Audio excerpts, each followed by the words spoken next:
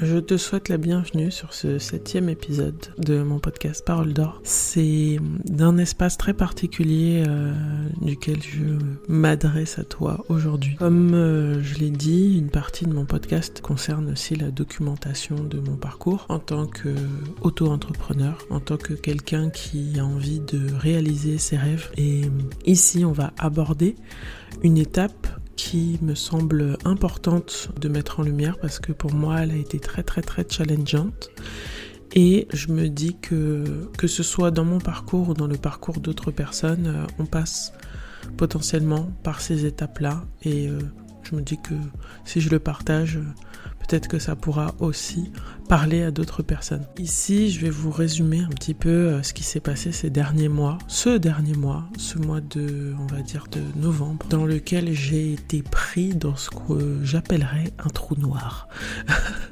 Vraiment, je me suis fait aspirer par moi-même en fait, par quelque chose de profond qu'il fallait que je prenne conscience et sur lequel il fallait que je travaille parce que si je veux avancer sur mes projets et atteindre mes objectifs, ça demande aussi de changer son mindset, de changer sa façon de voir les choses, sa façon d'agir et d'aller se connecter à cette nouvelle réalité que je souhaite atteindre.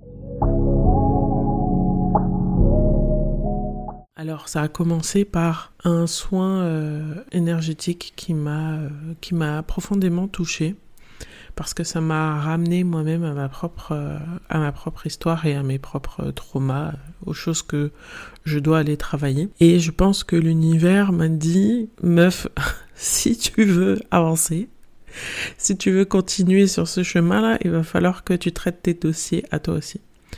Donc, en tant que thérapeute, on n'est pas exempt de travail sur nous-mêmes. Je dirais même plus que c'est essentiel de continuer à travailler, à évoluer, parce que ce qu'on traverse et ce qu'on arrive à transformer derrière deviennent certainement des outils et une façon de voir et une nouvelle vibration qui va se mettre en adéquation avec les accompagnements qu'on va faire plus tard. Donc, il s'est passé tout un tas de choses qui m'ont forcé à me mettre à l'arrêt et qui m'ont demandé d'aller regarder en face certaines problématiques. Déjà, la première chose, ce qui s'est passé, c'est que j'avais commencé à faire quelques consultations sur cette fin de mois d'octobre et ce début de mois de novembre jusqu'à ce que je tombe malade. Je tombe malade, grosse fièvre, vraiment alitée, je suis pas bien du tout. Je mets quelques temps à m'en remettre et je me rends compte que il va falloir que je fasse un petit peu attention à ma santé physique. J'arrive tant bien que mal à m'en remettre, mais je ne récupère pas mon énergie, je ne récupère pas ma vitalité.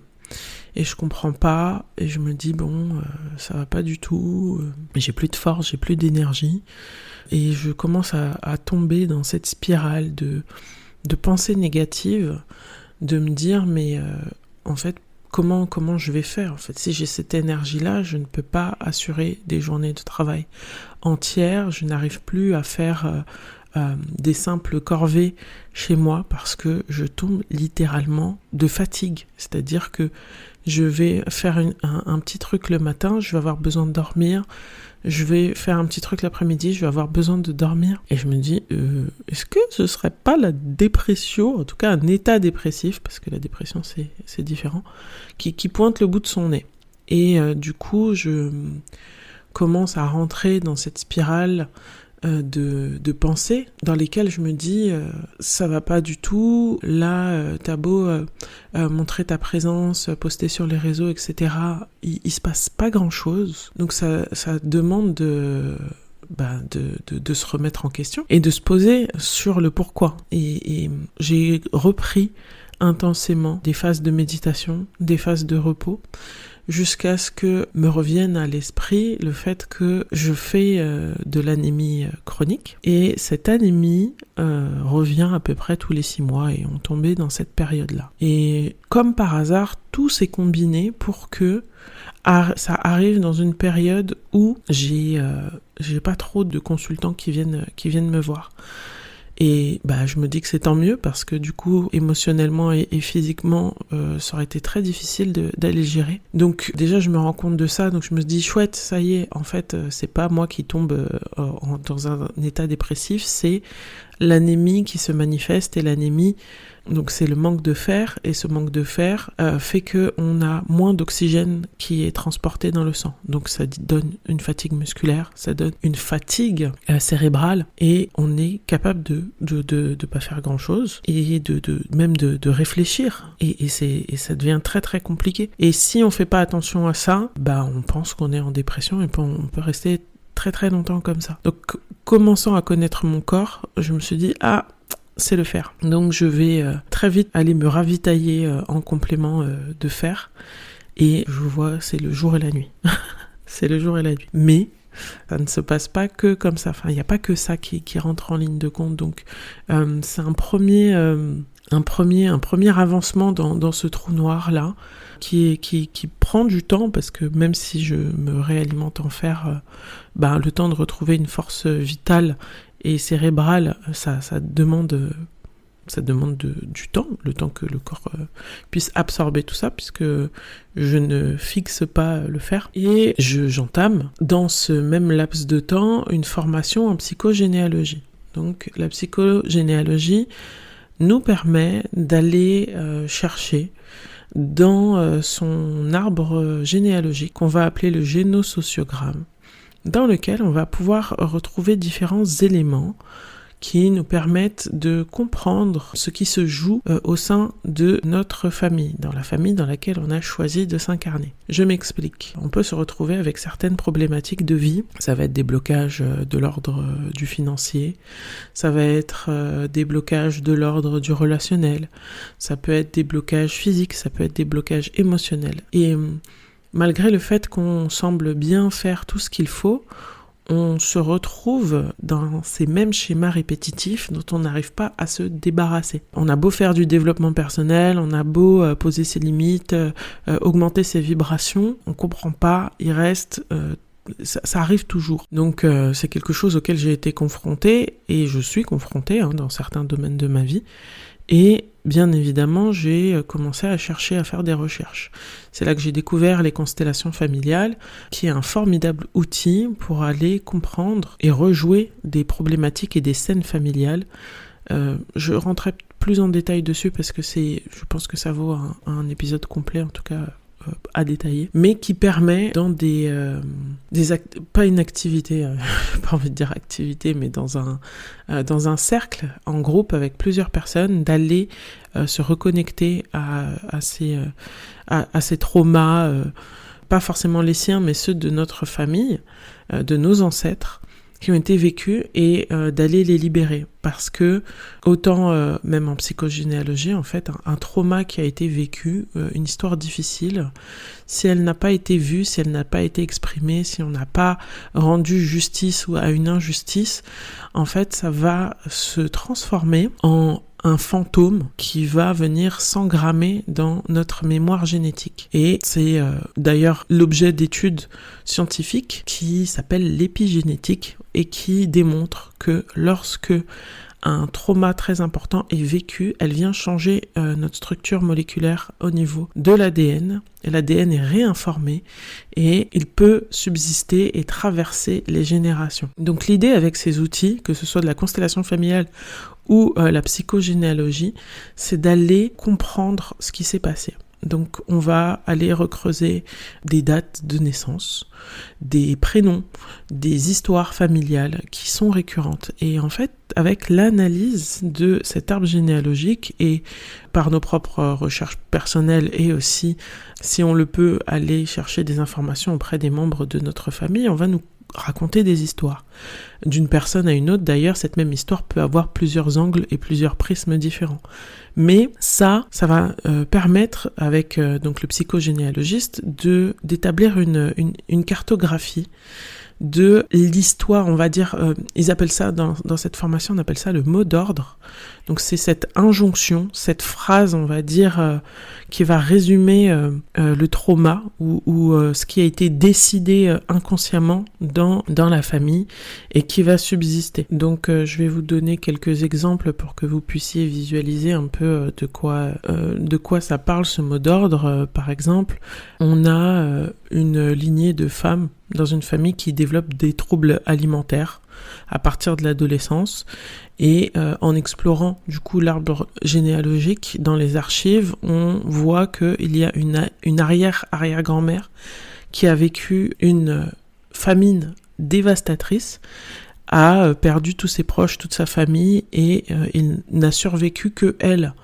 Et donc, le mot d'ordre familial, c'était qu'on contrôlait la nourriture, conservait la nourriture pour survivre. Donc, ce qui a déclenché des troubles de comportement alimentaire et ce qui a fait que les générations suivantes se sont retrouvées en surpoids.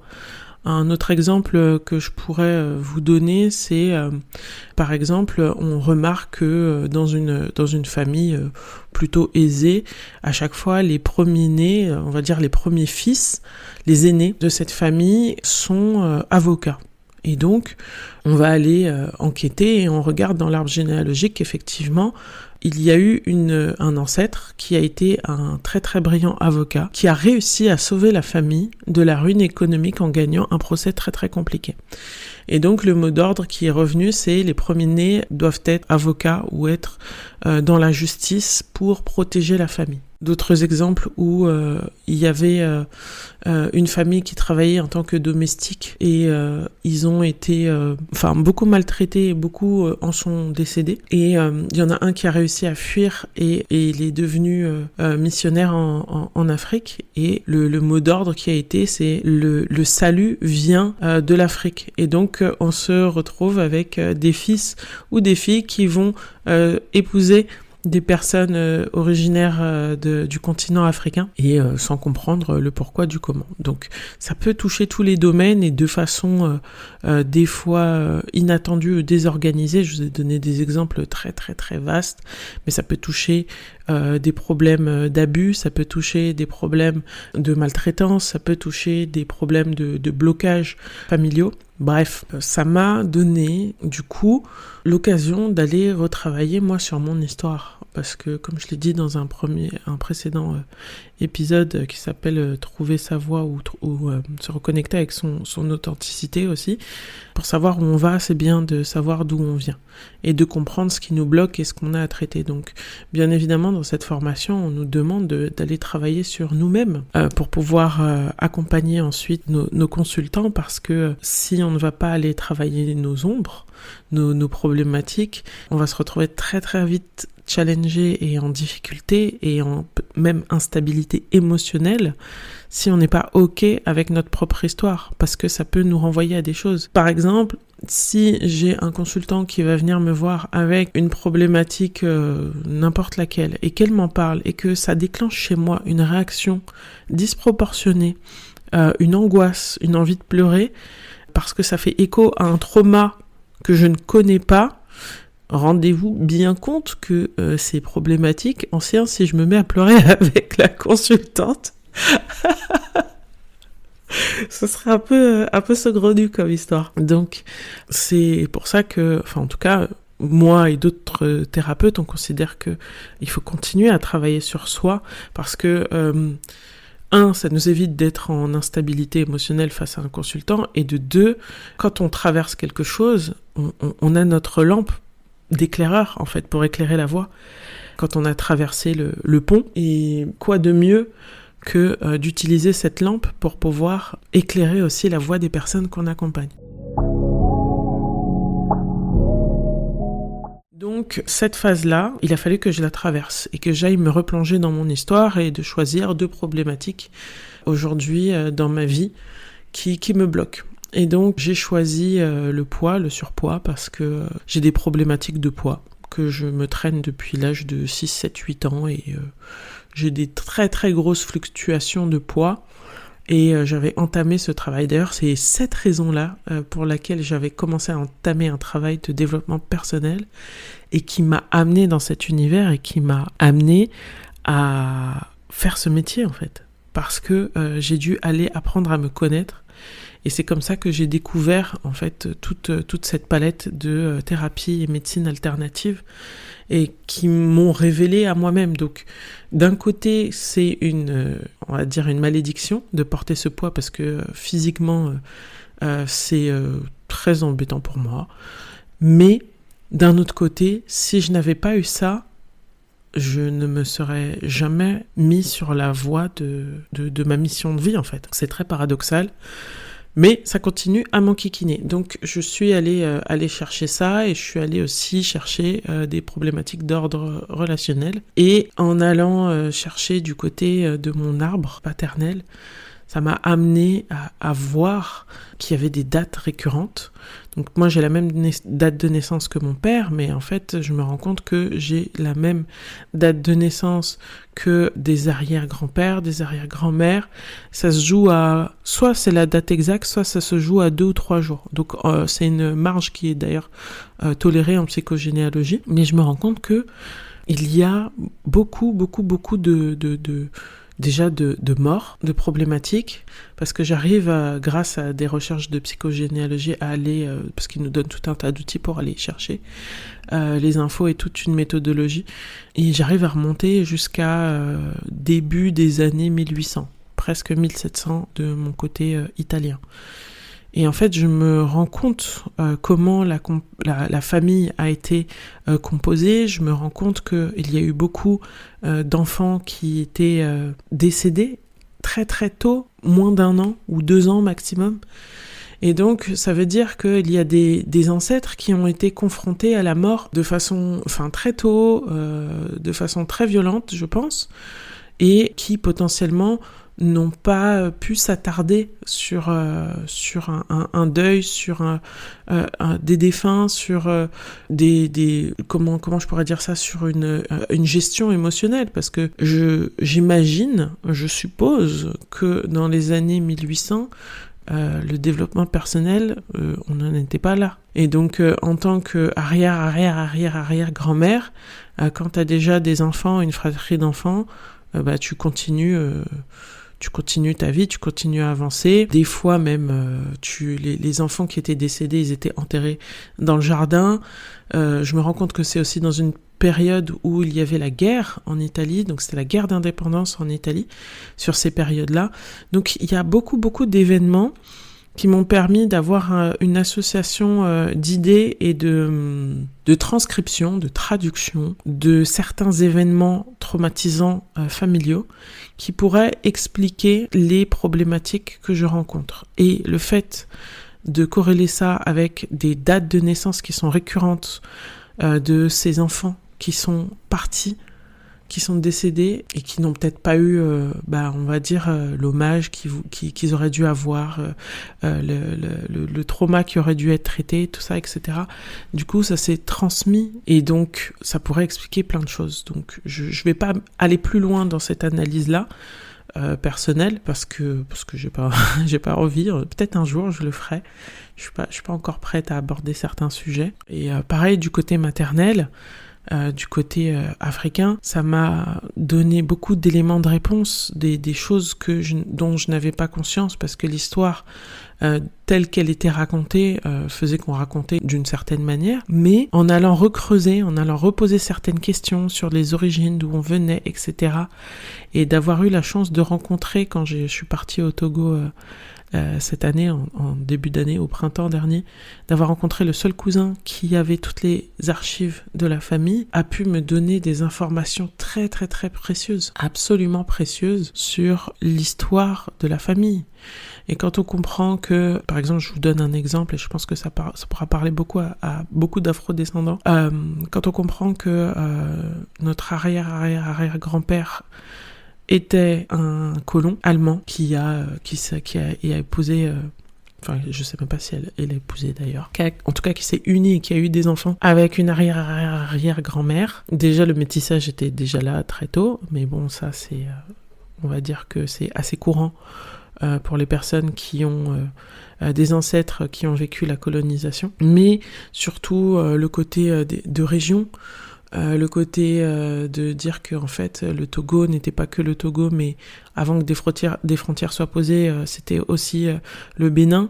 Donc il y a cette confusion de se dire ok, est-ce que mon arrière-arrière-arrière-grand-mère était béninoise ou elle était togolaise, parce que du coup la frontière en fait c'était juste une question de réclamation des pays des frontières. Donc ça pose beaucoup de questions sur des origines réelles, et du coup ça me force à remonter à plus loin et de me dire ok, en fait c'est plutôt le royaume du Dahomey qui avait plusieurs ethnies en son sein, et que avant d'être toute cette région de la côte ouest qui sont le Togo, le Bénin, le Ghana, le Nigeria, etc., c'était un royaume. Et donc en tout cas moi de mon histoire je me rends compte que je suis un enfant d'ici et d'ailleurs.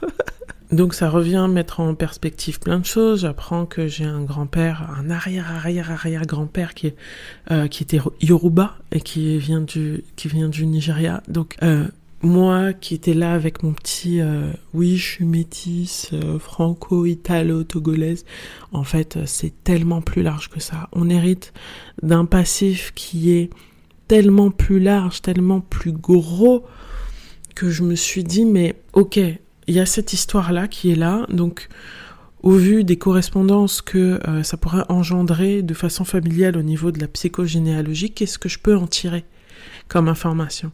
Donc il y a ce côté-là où les femmes du côté maternel se sont souvent retrouvées à élever seules leurs enfants sans mari, donc il y avait l'absence du mari. Donc chez moi, c'est quelque chose qui est assez récurrent, dirons-nous, et je me pose la question, parce que en remettant en perspective ces histoires, ces associations d'idées, ces corrélations de dates, de prénoms, de ce qui pouvait se passer, ça m'a permis de mettre de la distance entre mes problématiques et moi. Je m'explique. Il y a dans cette prise de conscience le fait de se dire que avec la psychogénéalogie ou les constellations familiales, il y a des problématiques qu'on a où on se dit bah ouais, en fait j'ai un problème, moi j'arrive pas à garder un mec dans ma vie, j'arrive pas à faire fortune, j'arrive pas à être valorisé dans mon travail, ou qu'on reconnaisse mes efforts et mon travail, et que les lauriers sont toujours pour d'autres personnes, ou je tombe toujours sur des gens qui me veulent du mal, ou je suis tout le temps rejetée de ma famille, ou j'ai des problèmes de poids, peu importe. On culpabilise, on se dit que nous avons un problème. Et on va se remettre en question et on va beaucoup travailler dessus, on va trouver toutes les thérapies possibles et inimaginables pour essayer de s'en libérer. Et cet aspect-là, en tout cas de la thérapie transgénérationnelle, permet, quand on comprend et qu'on arrive à repérer le mot d'ordre, ou en tout cas les schémas répétitifs familiaux, on se dit ok, en fait, ça ne m'appartient pas. Ce n'est pas que moi, j'ai hérité de quelque chose. Et là, aujourd'hui, si j'en suis là, si je suis dans cette recherche, ça veut dire que potentiellement, j'ai une piste, j'ai une porte pour pouvoir m'en libérer. Parce que bien évidemment, dans la psychogénéalogie, le but n'est pas que d'aller faire des recherches et de comprendre ce qui se passe. Le but final, c'est d'aller s'en libérer. Donc après, viendra à la suite, quand on aura repéré toutes les problématiques et qu'on fait une correspondance avec ce qui se passe dans notre vie et nos schémas répétitifs, on va pouvoir aller faire tout un rituel de libération. Quand je dis rituel, c'est on parle pas que de trucs ésotériques, hein. Les funérailles par exemple, c'est un rituel, une tradition de faire une veillée, d'aller se recueillir sur la tombe du défunt, etc. L'enterrement, tout le monde se réunit. Ça aussi, c'est un rituel. Donc, je tiens un petit peu à démystifier ce mot-là, parce que voilà, on a des rituels, des routines, enfin, dans tout ce qu'on fait. En tout cas, quand on fait quelque chose de répétitif et que tout le monde répète, on est dans ce truc-là. Et ça permet donc d'envisager une porte de sortie. Ça permet d'envisager de mettre de la distance entre des problèmes qu'on rencontre et ce que l'on est, parce que nous ne sommes pas nos problèmes. Nous ne sommes de nos problèmes. Nous rencontrons des problèmes, mais ils ne nous définissent pas. Par contre, on peut là, du coup, aller identifier ce qui se joue pour nous. Est-ce que vraiment c'est issu d'un trauma qu'on a vécues nous-mêmes durant notre enfance, et donc ça a des conséquences et des symptômes que l'on peut traiter maintenant, et donc aller explorer toutes ces thérapies alternatives nous permettent d'aller traiter ces choses-là avec l'EMDR, qui est une technique de mouvement oculaire qui permet au cerveau d'aller reclasser les traumas et du coup de sortir de tout ce qui est syndrome de stress post-traumatique. La thérapie psycho, quelle qu'elle soit d'ailleurs, en fonction du thérapeute avec lequel on est le plus à l'aise et de la méthode avec laquelle on est la plus à l'aise. Et du coup, il y a, quand on a fait un peu le tour de tout ça et que ça revient, cette possibilité d'exploration de l'ordre du transgénérationnel. Et donc, en faisant cette formation, durant cette période où moi j'étais pas au top physiquement et émotionnellement, ça m'a forcé à plonger dans mes ombres, à plonger, d'être reconfronté à mes problématiques que j'avais mis de côté en me disant moi je continue d'avancer, elles sont pas là, je me formalise pas, j'essaye de les gérer tant bien que mal, même si elles sont handicapantes ou elles sont embêtantes pour moi, je continue ma life. Sauf que là, non. non, je pense que moi et d'autres thérapeutes, là, on nous demande en cette période d'aller se débarrasser de beaucoup de bagages, ou en tout cas de mettre de la lumière dessus, parce que je pense que les prochains mois ou la prochaine année 2025, ça va encore un peu dépoter, et que nous, thérapeutes, devons être prêts à accueillir et accompagner ces âmes qui rencontreront des difficultés. Donc ça m'a plongé dans un état émotionnel très particulier, parce que pareil, dans cette méthodologie de psychogénéalogie, on va pouvoir énumérer un certain nombre de traumatismes et aller se connecter au corps et de voir si le corps réagit, puisque le corps, c'est celui qui retient la mémoire transgénérationnelle, puisqu'elle va s'engrammer dans notre ADN, dans nos gènes, et elle va venir se manifester physiquement. Et donc, je me suis rendu compte que à l'entente de certains mots de trauma, mon corps réagissait, se mettait à faire des spasmes, ou mon estomac se serrait avec un dégoût, limite une envie de vomir, ou la gorge qui se serre, et juste en entendant des mots. Donc je comprends bien que mon corps me confirme qu'il se passe des choses. Et il y a aussi une émotion à laquelle je suis confrontée, qui est la colère. Et donc je me retrouve pendant 15 jours à être extrêmement en colère, à partir en cacahuète pour n'importe quoi. Alors je m'excuse auprès des personnes qui ont pris cher. J'ai quand même pris soin de m'isoler parce que je voulais pas que ça déteigne sur mon entourage, mais ça m'a forcé à exprimer, à sortir de mon corps ces émotions qui sont restées engrammées depuis les traumatismes qui datent. Par exemple, là, la colère pour moi, elle est c'est une combinaison, mais je situerais plus du côté italien. Et la colère, ça a une incidence sur le cortisol, sur l'hormone du stress, et ce cortisol, quand il va pas très bien, peut aussi générer du surpoids. Enfin, il y a plein d'explications. Moi, je pense que le surpoids, je combine un multifacteur. J'ai pris un bon combo des deux côtés qui font que c'est moi qui porte le poids. D'ailleurs, en psychogénéalogie, on appelle ça le mandat transgénérationnel.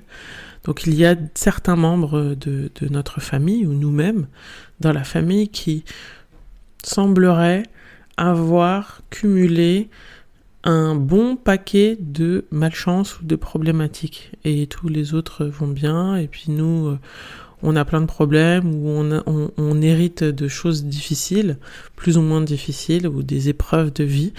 Et souvent, ces personnes héritent de ce qu'on appelle le mandat transgénérationnel, en disant, tiens, là c'est chez toi que ça va se manifester le plus, et tu vas, si tu peux, si tu en as conscience, hériter de la responsabilité d'aller libérer la famille de tout ça. Parce que ce fantôme traumatique, il va vivre et revivre et survivre parce qu'il a une stratégie de survie dans le clan familial, tant qu'il n'est pas éclairé, tant qu'il n'est pas vu, tant qu'il n'est pas libéré. Et donc, c'est comme ça qu'on va se retrouver avec des schémas répétitifs. Que ce soit d'ailleurs de l'ordre du transgénérationnel et pour ceux qui y croient, même du côté des vies antérieures, en tout cas du karma duquel on a hérité, de ce qu'on aurait fait dans des vies passées. Là, pour le coup, c'est une dimension un peu plus ésotérique et spirituelle, et c'est quelque chose que j'explore pour ma part dans ce qu'on appelle des annales akashiques.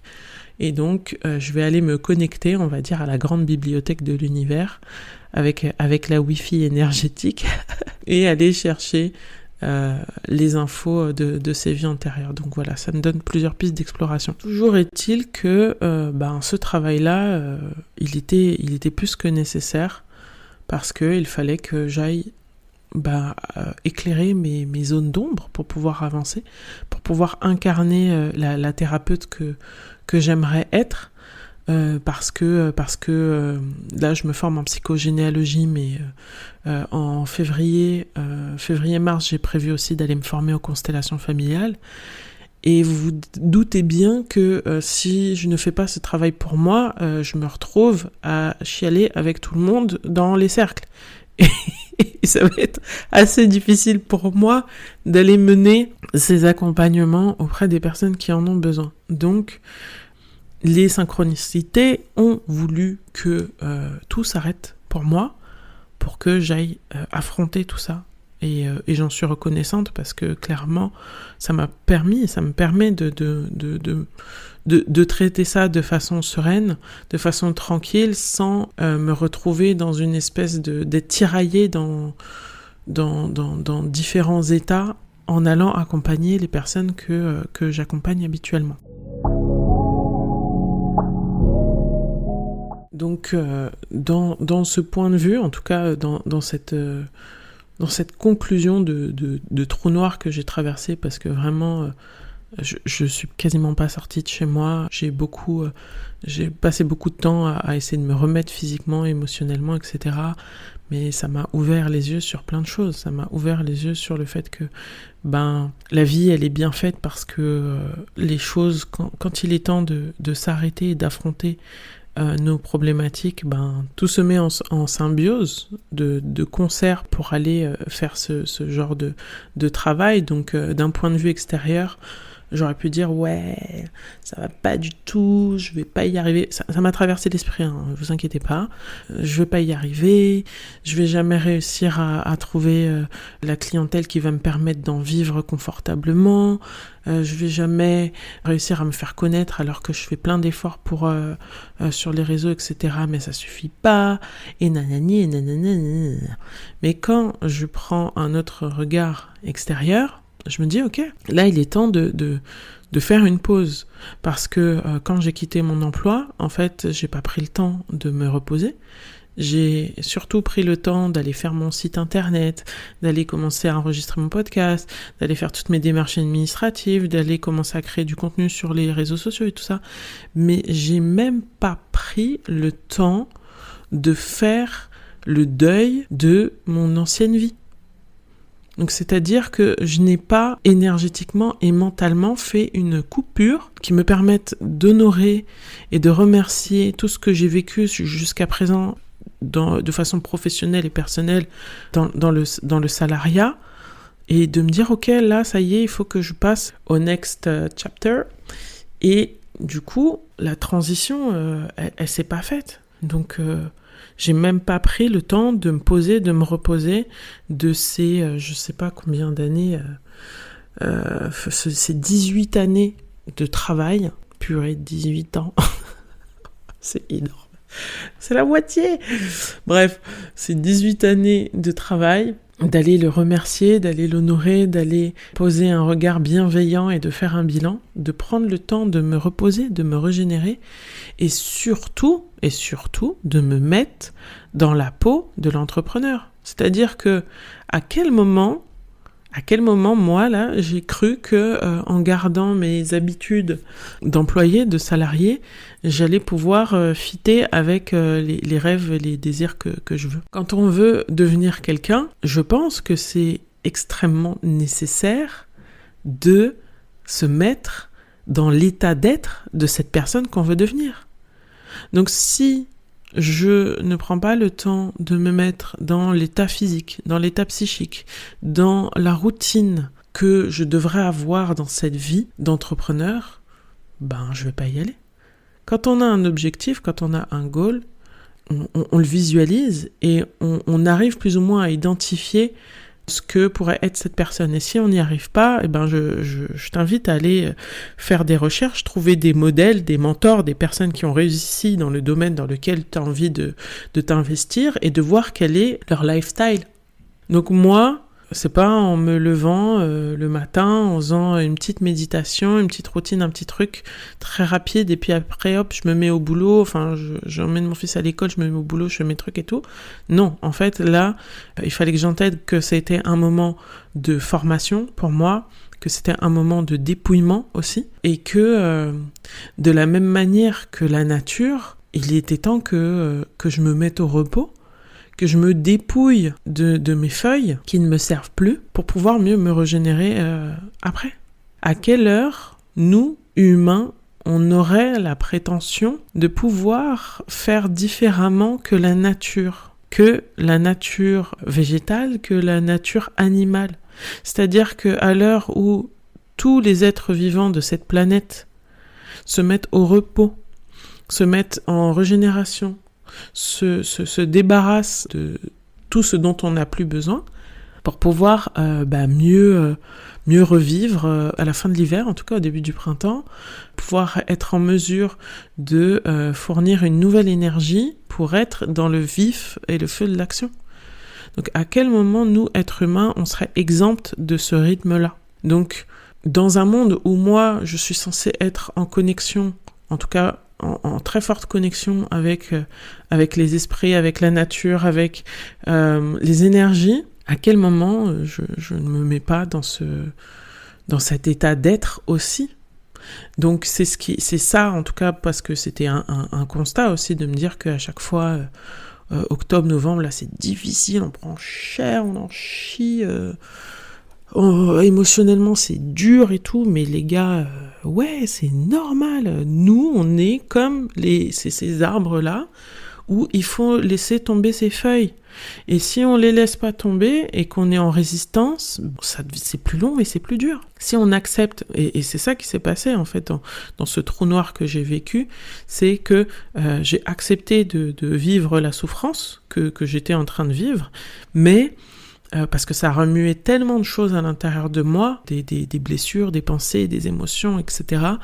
Mais en prenant ce recul suffisant pour ne pas me positionner en victime, de oui, je suis victime de ma vie, ça va pas du tout, je vais jamais y arriver, purée. Ça fait que 3 mois que même pas 3 mois que j'ai quitté mon taf.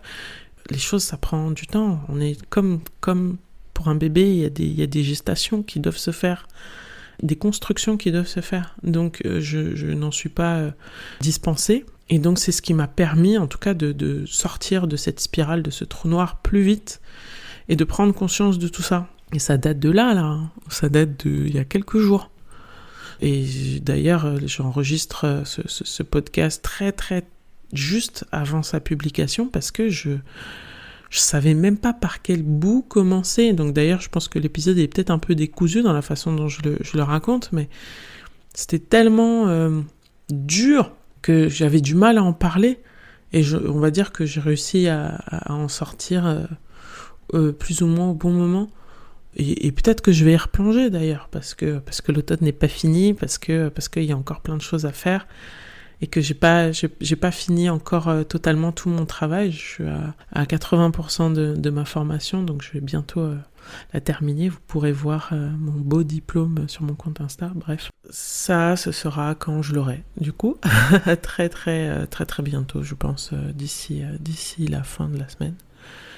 Ici aussi, cette période-là m'a amené à explorer un autre aspect de l'entrepreneuriat ou de n'importe quel projet d'ailleurs qu'on souhaite mettre en place, mais qui est cette notion d'avoir la foi, de trust the process. Pourquoi ? Parce que quand on se lance dans quelque chose, on est véritablement dans une phase où on est dans le faire, pas encore dans l'être, des fois, dans cet état d'esprit. Et quand on ne voit pas encore les résultats concrets ou probants ou à la hauteur de ce qu'on espère, en tout cas, ça demande d'aller chercher en soi une ressource, une confiance en soi, une confiance en l'univers, une confiance en nous-mêmes, parce que si on ne va pas chercher cette ressource en nous, on risque de laisser tomber très vite, parce que les résultats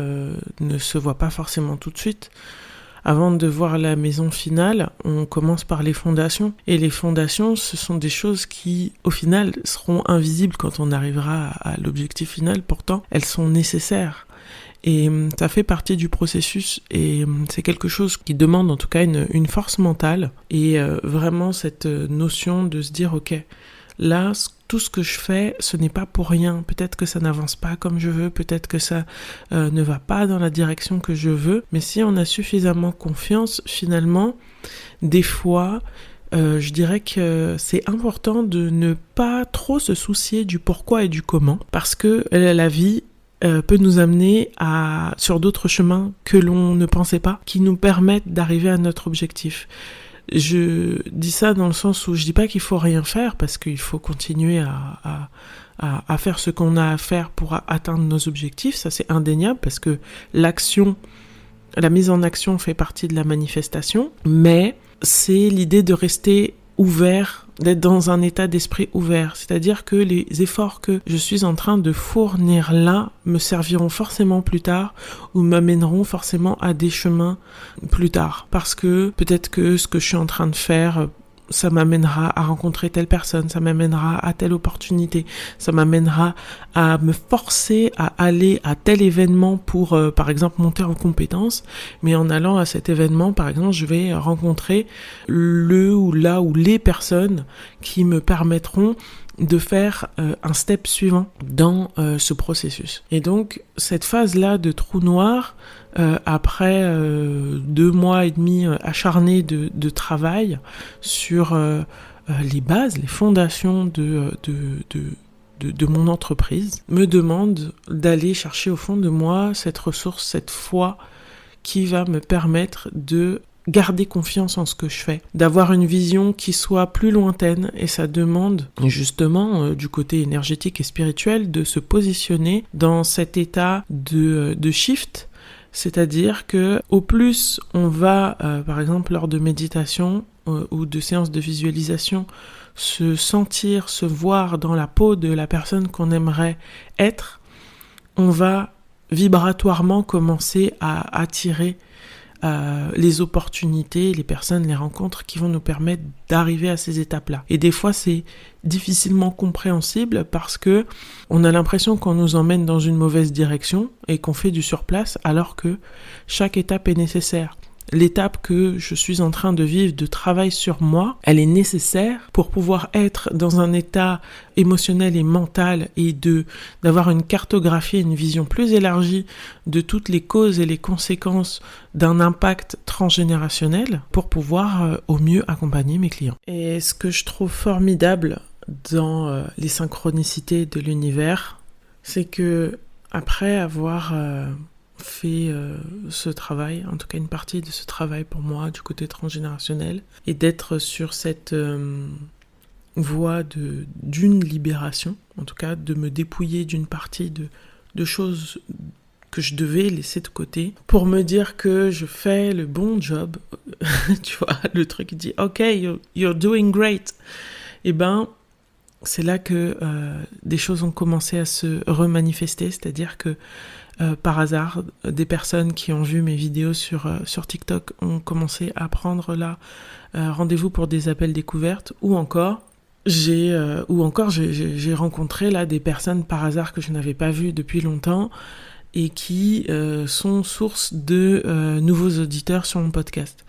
Donc c'est des petits signaux, mais c'est des petits signaux qui donnent espoir pour te dire « Ok, tu vois là, ce que tu es en train de faire, ça bouge les lignes. » Et du coup, tu redeviens ta nouvelle vibration est en train de se connecter à des nouvelles personnes. Et bien évidemment, les personnes que j'ai eues en rendez-vous d'appel découverte, sont des personnes qui ont des problématiques qui correspondent à ma vibration parce que moi-même j'ai traversé ces problématiques. Et ça, franchement, j'adore.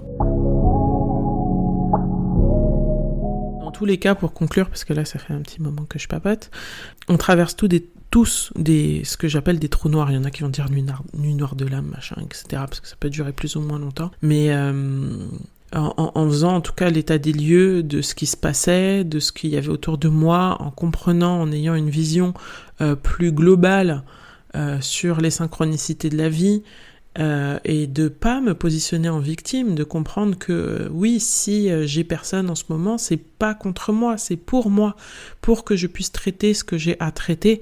Et je pense que ça peut s'appliquer dans tous les domaines de la vie, c'est-à-dire que ça permet de se réajuster et de traverser, de déposer ce qui doit être déposé, et de pouvoir ensuite passer à autre chose. Donc c'est nécessaire, nous sommes des êtres cycliques et c'est important, je pense, de comprendre que un peu comme l'univers, parce que nous sommes des fragments d'univers, on fonctionne de la même manière, on fonctionne comme la nature, on fonctionne comme les astres, et que on peut nous aussi se retrouver dans un trou noir où toute la lumière est absorbée et on va pouvoir à la suite aller se régénérer et peut-être en le traversant passer de l'autre côté et arriver dans une nouvelle réalité. On va pouvoir se sentir plus aligné avec les prochaines étapes de vie que l'on doit affronter. Cet épisode arrive à sa fin. J'espère que tu as passé un bon moment et que ça a pu te permettre d'avoir des prises de conscience et de voir la vie, ce qui t'arrive sous un autre angle. Si tu souhaites que l'on échange ensemble sur une problématique, je te propose sur mon site un appel découverte de 20 minutes dans lequel on va pouvoir explorer tes problématiques et voir ensemble s'il est possible d'en faire quelque chose et de te permettre de transformer ta vie. Tu retrouveras toutes les informations me concernant dans la description de ce podcast et tu peux me retrouver donc sur Instagram. Tu peux également me retrouver sur mon site internet paroledor.fr. D'ici là, je te souhaite plein de bonnes choses. Porte-toi bien pour éclairer ton chemin. Surtout, n'oublie pas de mettre de l'or sur ta voie.